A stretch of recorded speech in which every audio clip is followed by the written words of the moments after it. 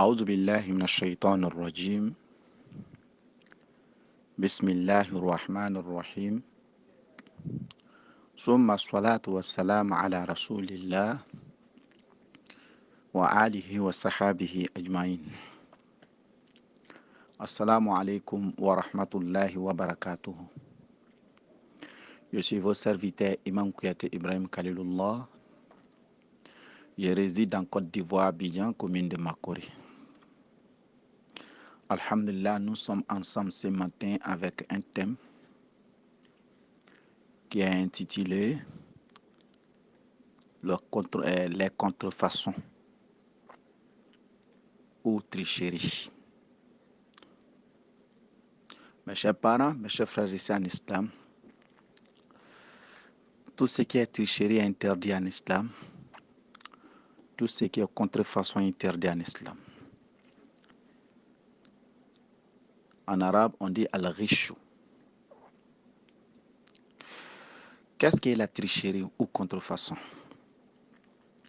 La contrefaçon, on prend quelque chose de réel, on fait le contraire, on met l'étiquette de réel dessus en disant que c'est le vrai qui est là, alors que ce n'est pas vrai. C'est le faux que la personne a fabriqué, mais en mettant l'étiquette de vrai dessus pour tromper le regard des gens, pour tromper les gens. Ça peut être dans toutes les choses. Ça peut être dans toutes les choses. Le contrefaçon est interdit en islam car ça peut nous amener à avoir un certain comportement qui n'est pas bon. Un d'abord, comportement de la trahison. 2, comportement de méchanceté. Parce que ce que tu montres aux gens, ce n'est pas ça. Tu leur donnes du faux. Tu les as trahis, tu as été méchant aussi envers eux. Parce qu'ils vont aller utiliser en pensant que c'est ça, alors que ce n'est pas ça. Donc, mes chers parents, mes chers frères ici en islam, la contrefaçon nous amène dans les péchés capitaux, comme la trahison et la méchanceté. Ça peut aussi provoquer même la guerre. Ça peut provoquer la guerre. Parce que ce qui n'est pas vrai, c'est ça qu'on transporte pour montrer que c'est ça qui est le vrai. Ça peut être dans la parole, comme dans les vêtements, comme dans les nourritures. Mes chers parents, mes chers frères ici en islam, voici énormément de personnes qui parlent certaines choses qui n'est pas vraies. Qui parlent certaines choses qui n'est pas vraies en montrant aux yeux des gens que c'est la vérité, alors que c'est faux que derrière. Tout ça fait partie de la contrefaçon. Il est important de s'éloigner de ces gens de trucs, car on trahit les gens. Les gens nous font confiance, on les trahit. Il y a d'autres, quand on leur confie certaines choses, la manière qu'on leur dit de faire, ils ne font pas comme il se doit. Ils montrent aux yeux des gens qu'ils sont en train de faire du bien. Ils sont en train de faire bien, alors que non, ils ne font pas bien. Tout ça fait partie de contrefaçon. Donc, il est important de s'éloigner de ces gens de trucs, car ça nous amène dans beaucoup de problèmes dans la vie. Ça nous amène dans beaucoup de problèmes dans la vie. On se retourne envers la nourriture.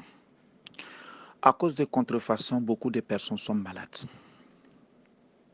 À cause de contrefaçon, beaucoup de personnes sont malades. À cause de tricherie, beaucoup de personnes sont malades.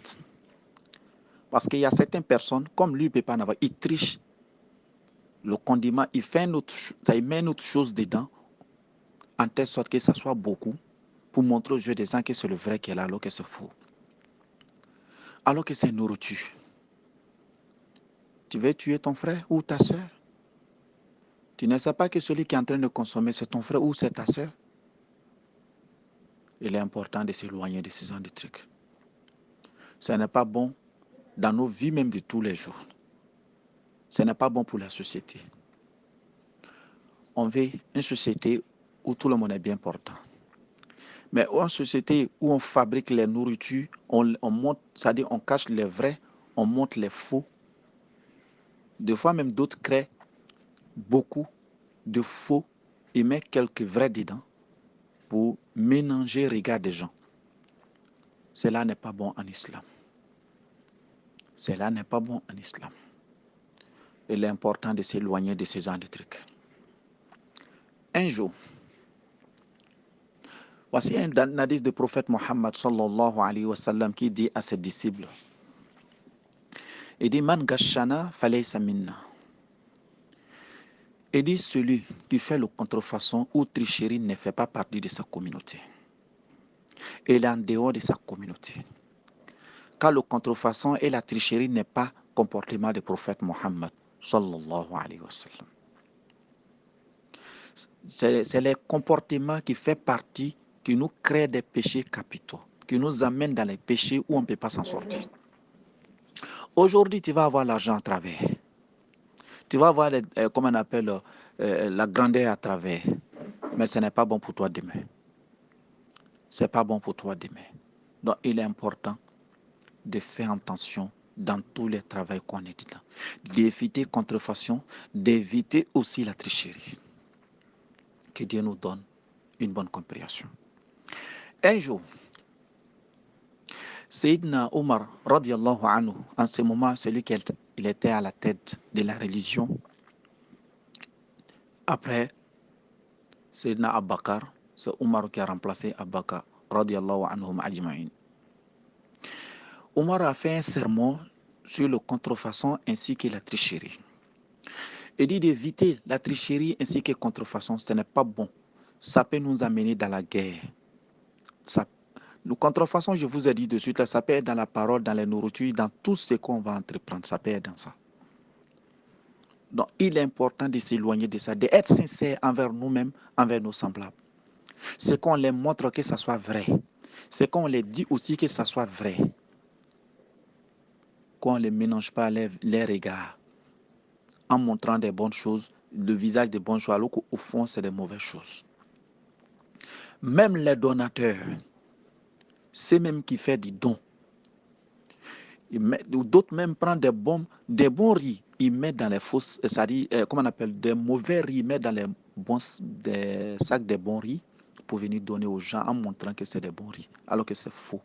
Il y a d'autres commerçants même qui le font. Cela n'est pas bon dans nos communautés. Il y a des politiciens même qui s'en donnent à ça. Quand on les donne des bons, ils changent cela à les mauvais pour venir donner mauvais aux gens. Cela n'est pas normal.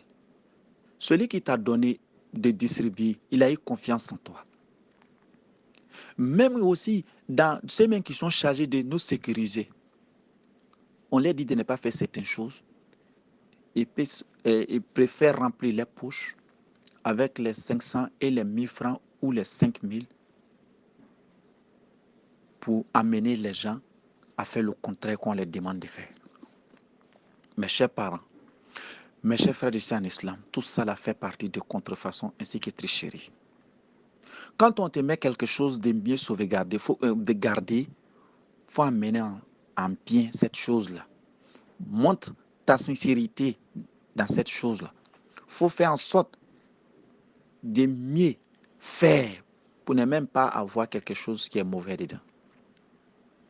Parce que ça peut déranger toi-même ton honneur. Quand on est sincère, alhamdulillah, ça nous fait grandir dans nos honneurs. Mais quand on n'est pas sincère, ça nous fait rabaisser, on est déshonoré. Que Dieu nous donne une bonne compréhension. Sayyidina Omar il a fait son sermon sur ça, de dire à les musulmans de faire attention à la contrefaçon, de faire attention à la tricherie. Ce n'est pas bon. À cause des tricheries, les bons élèves deviennent les mauvais élèves. À cause des tricheries, à cause des contrefaçons, les bons élèves deviennent les mauvais élèves. Après, les examens, les compositions, ceux mêmes qui sont chargés, qu'on leur fait confiance, qui n'ont qu'à corriger, et même, ils s'en donnent à l'argent, on vient les payer pour qu'ils puissent prendre les bonnes notes des bons élèves pour donner à les mauvais élèves. Pour faire tomber les bons élèves. Donc, l'examen est devenu comme un marché où on achète tout, où on achète. Donc ça fait que notre examen est devenu problème. Les pauvres ne savent pas quoi faire. C'est vrai, ils sont brillants dans les écoles, mais voici la réalité qui les attrape. Que Dieu nous donne une bonne compréhension. Il faut qu'on change. Si on veut que le monde entier n'ait qu'à changer, il faut que nous-mêmes, on change de nos comportements. On puisse faire des bonnes choses. Où on nous confie certaines responsabilités, il faut qu'on fasse bien pour qu'on puisse s'en sortir. C'est ça Omar a prêché, il a fait son sermon dessus. Lendemain, il y a une fille qui a discuté un peu avec sa maman sur ce plan. Ça, c'était samedi. Sa maman dit, Asma, lève-toi, tu vas prendre de l'eau pour mélanger dans l'œuf. Parce que demain, on doit les vendre pour qu'on puisse avoir beaucoup de bénéfices. La fille n'a pas répondu à sa maman. Elle a répété la même chose jusqu'à troisième fois. Troisième fois, Asma maintenant répond à sa maman. Il dit, maman, ce que tu es en train de dire de faire là n'est pas bon. Sayyidina Omar nous a défendu de ne pas faire ça. Que ça peut nous amener dans beaucoup de problèmes. La mère de Asma dit, il dit, quitte là-bas, et c'est Omar avec nous ici. Omar se trouve dans sa royauté là-bas. Omar est en train de gérer sa chose là-bas. Omar n'a rien à voir avec nos, comment on appelle chez nous ici. Prends de l'eau, tu mets dans l'air pour qu'on puisse aller vendre demain, on puisse avoir beaucoup de bénéfices.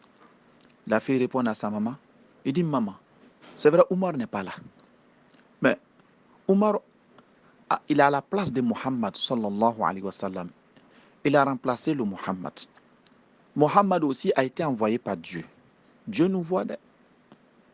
En ce moment, Sayyidina Omar, chaque nuit, Omar se promenait dans la ville pour savoir quel est l'état de sa communauté. Est-ce qu'il dorment bien ou bien il y a un problème? Il se promène, il se balade dans le quartier pour chercher à savoir s'il y a un problème. Omar a entendu cela. Dieu a fait que Omar a entendu cela. Omar était devant la porte, il a entendu leur conversation. Omar, jusqu'à il a coulé l'âme à travers la parole de la fille. Parce que la fille a montré Dieu à sa maman. Omar a mis petit signe sur la maison, il est rentré chez lui à la maison. Lendemain, Omar dit à son enfant, il dit, mon fils, j'ai trouvé ta femme. Il a expliqué l'histoire. Son fils dit, papa, je veux d'elle en mariage. Rapidement, je veux d'elle. À cause de ce comportement, ça là, papa, je veux d'elle en mariage. Omar envoie maintenant des gens pour aller demander à la maman des jeunes filles. Elle refusa d'ouvrir la porte. Elle dit non, c'est Omar qui nous a envoyés. Elle a eu peur parce que c'est ce qu'elle a dit hier. Après, elle a ouvert la porte, ils sont rentrés. Il dit, mais ta fille Asma, est-ce qu'elle est mariée? Sa maman dit non. Moi, ma fille ne peut pas se marier. Parce que tout le temps, elle a fait de Dieu, elle a fait de Dieu. Je ne sais pas quel mari va venir la prendre ici. Les envoyés d'Omar dit, Omar nous a envoyés à cause de ta fille pour qu'on puisse venir demander si elle n'est pas mariée, il va épouser pour donner à son enfant, à son fils. Donc, mes chers parents, c'est quoi qui a amené la fille à avoir un bon mari? À cause de son comportement. Elle a été sincère dans ses ventes. Elle a été sincère dans ce commerce. Elle a été sincère envers même sa maman. Mes chers parents, mes chers frères en islam, il faut qu'on laisse contrefaçon. Contrefaçon nous amène, nous tous, à avoir des problèmes. Jusqu'à tel point que les choses que les malades portent, après on rejette, d'autres vont aller prendre ça pour venir revendre aux gens, pour nous rendre malades. Il est important de faire attention. Jusqu'à dans les, comment on appelle, des endroits où on doit avoir nos papiers, etc., on est obligé d'aller payer, alors que normalement, on ne doit pas payer. Mais quand tu ne payes pas, tu ne vas pas en avoir. Contrefaçon n'est pas bon. La tricherie n'est pas bon. Donc, il est important que nous tous, on puisse avoir la sincérité, on puisse habiter de la sincérité pour qu'on puisse avoir toutes les bonheurs de ce monde, toutes les joies de ce monde, pour qu'on puisse aussi être épargné de la guerre ainsi que d'autres problèmes. C'était votre serviteur. Merci. Assalamu alaikum wa rahmatullahi wa barakatuh.